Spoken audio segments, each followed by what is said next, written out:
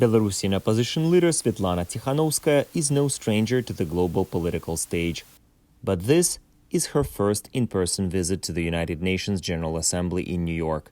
I'm representing here the Belarusians who are fighting against dictator in our country. She might not be representing her country's current government, but she has an important story to tell about it. Don't put regime and Belarusian people into one basket. Tsikhanouskaya doesn't want the democratic world to think badly of her countrymen because of the actions of Belarus leader Alexander Lukashenko, an ally of Russian President Vladimir Putin, after he allowed Russian forces to use Belarus territory to attack Ukraine.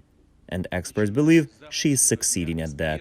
Alexander Lukashenko has no right in representing the Belarusian society. The Belarusian society didn't vote for him in 2020. The society remains as victim and hostage of that regime, and she was able to articulate that. With Russia suffering stunning losses in Ukraine's east, analysts believe her trip to the UNGA is timely. This is a critical juncture with the Ukrainians having some success at this time in the war.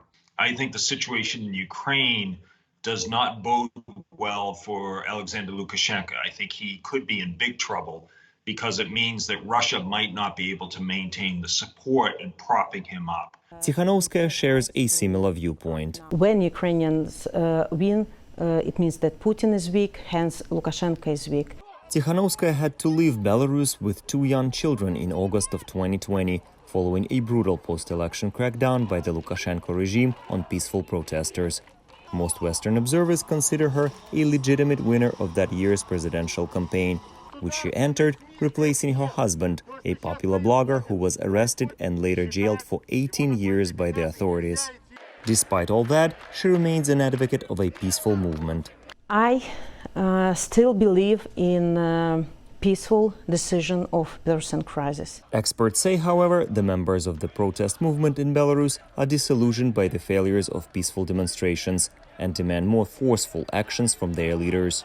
The vast majority of protesters today support the use of force to achieve change in the country because they understand that the peaceful protests made them flee the country and put their relatives in jails. Many issues will be vying for attention at UNGA, but Tsikhanouskaya says she wants to focus global leaders on Belarus in hopes of resolving the political crisis in her country in a non-violent manner.